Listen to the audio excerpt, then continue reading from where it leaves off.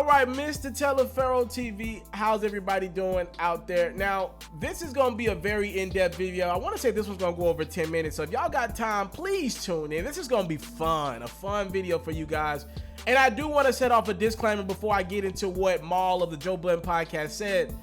I want you guys to remember my stance if you've been tuned into my platform for a few months. You remember when Maul said that it was over for the Breakfast Club?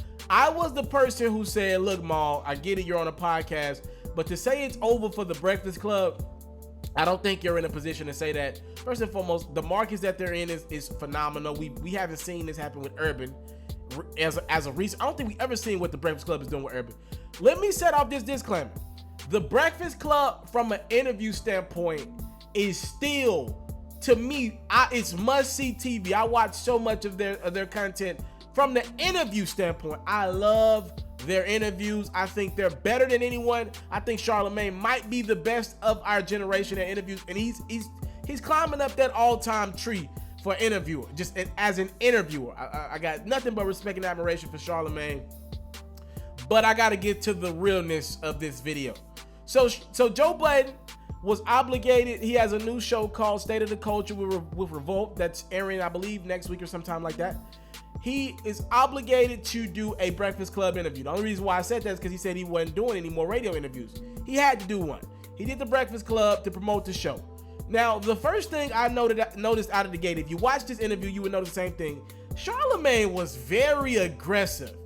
And I mean, he was critiquing every little thing about Joe. Like go watch the interview back and watch it through my lens, right? He legit was in defense, like in attack mode, in offense mode, excuse me. Like he was in attack mode, and this and that. And I don't like that you did this. And I'm just here to say, I watch too many. As a matter of fact, I watch every Breakfast Club interview. I don't care who it is. I watch so much of their content. And I noticed that Charlamagne's energy is never like that when there's a Lena Waithe up there on a platform or Issa Rae. He's never in attack mode like that. Now, maybe it's because him and Joe Budden have a relationship. But, I mean, some of these other people like Lena Waithe and Issa Rae, these are some of his friends, right? I've never seen him in attack mode like how he was with Joe to start that interview.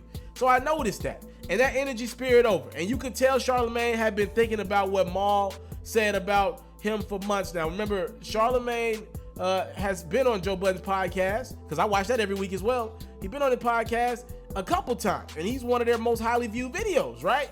And Maul said, look, I'm going to be honest with y'all. It's over for the club. He calls him the club. Like, it's over for the Breakfast Club. And Charlamagne pretty much told Joe Budden, send this message to Maul. What happens when you're wrong? I'm summarizing here. What happens when Maul is wrong? Is he going to admit that he was wrong? He said it was over for us a few months ago. All right? He pretty much said, I ain't doing no interviews with nobody inexperienced. Pretty much Joe offered to do a podcast switch, and Charlamagne was like, I'm not switching with those guys. What we have to talk about? They're inexperienced, pretty much is what he said.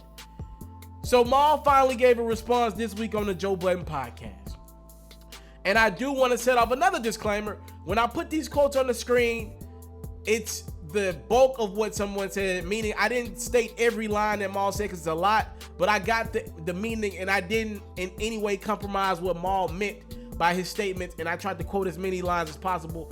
So this is what Maul said in response to Charlamagne saying he would never sit down and have a conversation with Rory and Maul again. Maul said, when I said the Breakfast Club is over, I meant their impact is not the same. Nobody looks to them for information and the cool shit. That's what I meant. The allure is no longer there.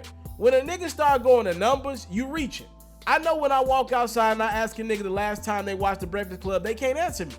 The Breakfast Club has run its course. Charlamagne said he would never sit down with me and Rory because we're inexperienced. Charlamagne, you've sat down with inexperienced people. In fact, you've given inexperienced people an opportunity. I've been having conversations my whole life, but these industry niggas, they'll make it seem like their job is more difficult than it is to keep the real cool niggas out. See, I know what that play was about. He understands that his new cool niggas coming to this area. You was inexperienced at one point. Why would niggas want to sit down with you? It's not about what I said about the Breakfast Club. He didn't like that I called them shows on MTV trash. Those were the shows that Charlamagne was producing on MTV at the time when he had to deal with Viacom. You can't take those dudes from the computer that you think are cool online and put a camera in their face, and then y'all realize, damn, we don't got nothing. I'm not knocking him for giving people a shot. I love that about him. But then don't say you're not going to have a conversation with me because I'm inexperienced. I've sat down and had conversations with greater people. It might not be on the web, but you walk in these rooms, the same niggas you dap up and salute, me and them niggas kick it all the time. I'm just not a camera in the face, take a picture nigga. And I want to add that Joe Budden and Rory and Maul added at the end, Joe said that podcast is over. And he's talking about Charlamagne's Brilliant Idiots podcast. Just admitted you picked a bad host for your podcast. Andrew Schultz ain't it. So we got a ton of places I want to go with this video because I do agree with a lot of what Maul said. You know, again, I'm the person who called Maul out for his comments earlier this year. I didn't think he was in a position to say that the Breakfast Club is trash. So I'll put my comments like this.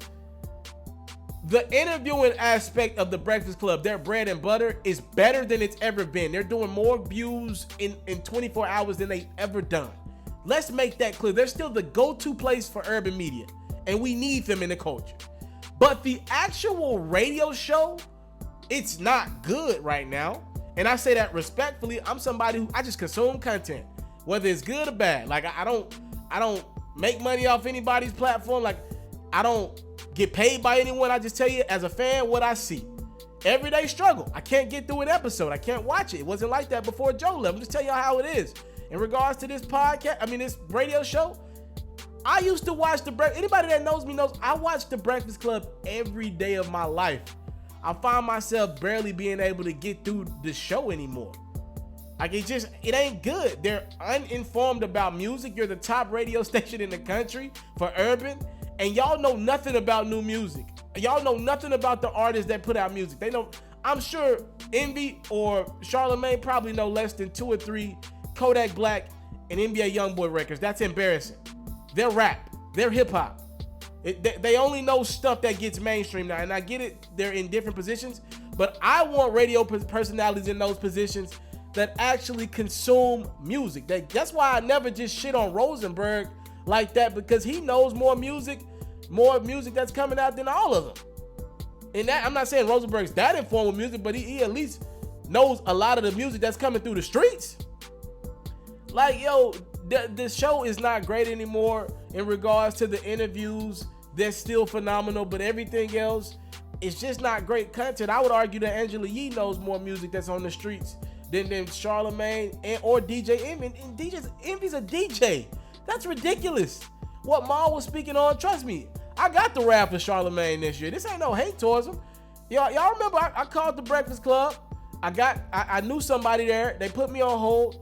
I talked to Charlamagne on the air, and they put me on hold. I was on the hold for 2 hours. He didn't come back. I think I stayed on the hold for like an hour and a half, 2 hours. I ain't take it personal. I just know what it is.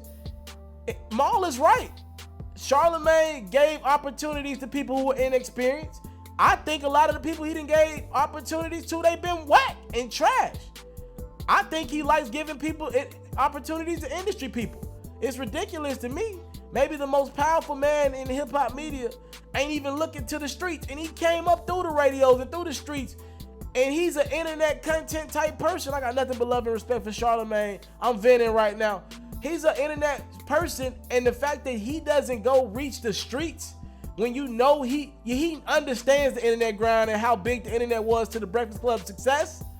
The fact that you don't reach out to, I say, people like myself with a growing platform and who's done pretty decently for himself in the last calendar year. It's other people. We feel the same way. He don't reach out. He'd rather go get the people that work at the big networks who don't have talent, who just were in the right place at the right time. Sorry that somebody got to keep it real, but it's got to be me. Look at the people that Charlamagne bring on the podcast and who he wants up there.